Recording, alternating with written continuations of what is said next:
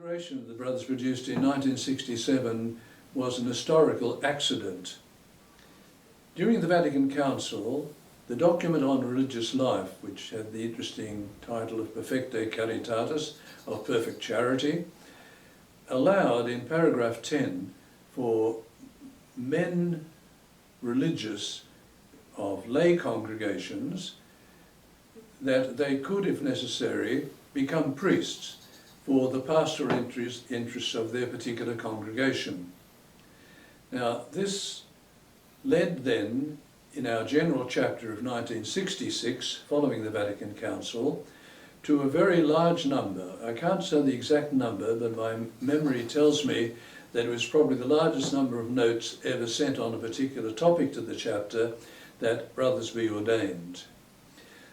The discussion was a very prolonged discussion, and eventually was strengthened by the fact that some of those advocating ordination, possibly from Italy, possibly from Spain, we don't know, invited the Cardinal Prefect in charge of religious congregations, Cardinal Antoniuti, an Italian, to come and address the chapter.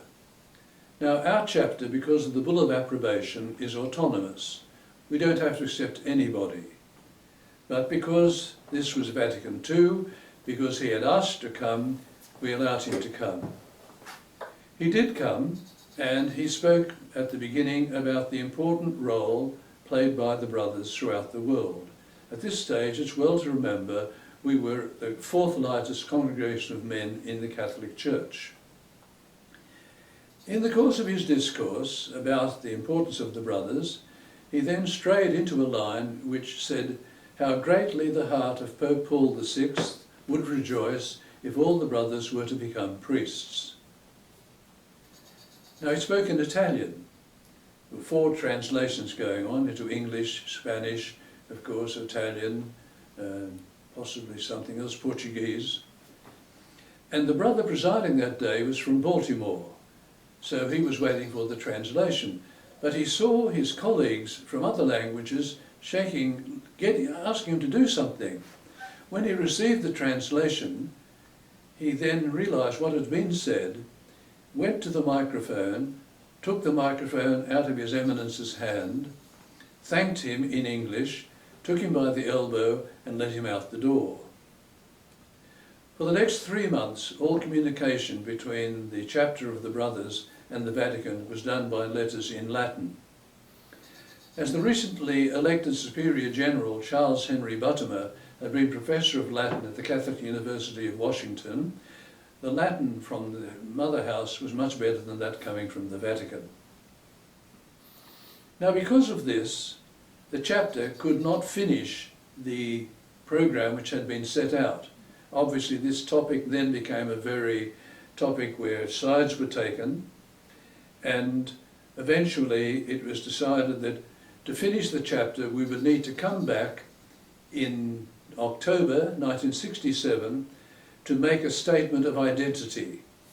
And gradually, in talking about this, the word that came up was, it has to be a declaration. And that's why this word is important. You think about the declaration, you know, of the 1948 about freedom of children, freedom of conscience and things like this. Declaration of Independence in the United States, Declaration of Liberty in the French Revolution. So, this was to be a solemn document. Therefore, a small number of brothers were eventually designated to work together from different backgrounds on this document. One of these was Michel Sauvage, one of these was Saturnino Gallego from Spain, one was Luc Sam, and one, I think, was Gus Lowe's from the New York district. There may have been 1 or 2 others.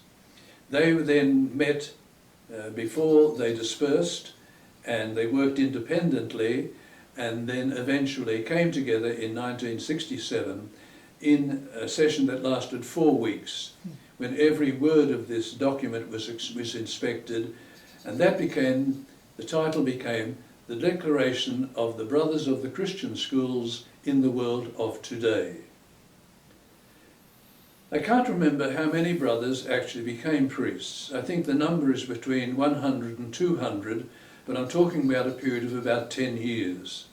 Certainly, something like 10 or 15, I think it's more like 15 delegates to the chapter of 1966, once they had gone back to their provinces, received dispensation from the Institute, and one of them was ordained 1 week later.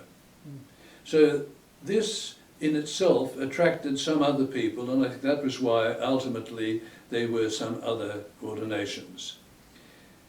The matter appeared again in 1976, but came this time from Vietnam, because the brothers couldn't teach school, the 24 schools had been taken away, so they said we could actually, priests were still allowed to work. So this came to the chapter through the visitor who was there. It was argued with great sympathy, but once again the chapter decided no, the 1705 rule had said they shall not be priests. The 1717 rule repeated they shall not be priests, etc., added something to it. So that's where the declaration came from. Now we're talking about another kind of declaration, because the Institute of 1966, the fourth largest group of men in the church, is now a group below 4,000 in number. But the number of works, Lasallian works around the world, is actually increased. And we know from 1917 statistics, which of course are out of date now, that there were 92,000 people who are not brothers working in Lasallian institutions. And that of this 92,000, 57% were women. And that number has increased each year and will obviously continue increasing. The challenge from the chapter of 2014 then is to address a document to people involved in the Lasallian Mission. Now, that will include brothers, but the vast majority will not be brothers. But let's remember also, they will not be Christian. Some will be Christian. I can't say how many, and we can't decide how many, but I can tell you that there were some thousands who are going to be Muslim, and some are going to be Hindus, and some are going to be Confucianists, indeed many Confucianists I would say, and in particular many throughout Asia who will be Buddhists and other kind of religions. So this document is to address them. In what way?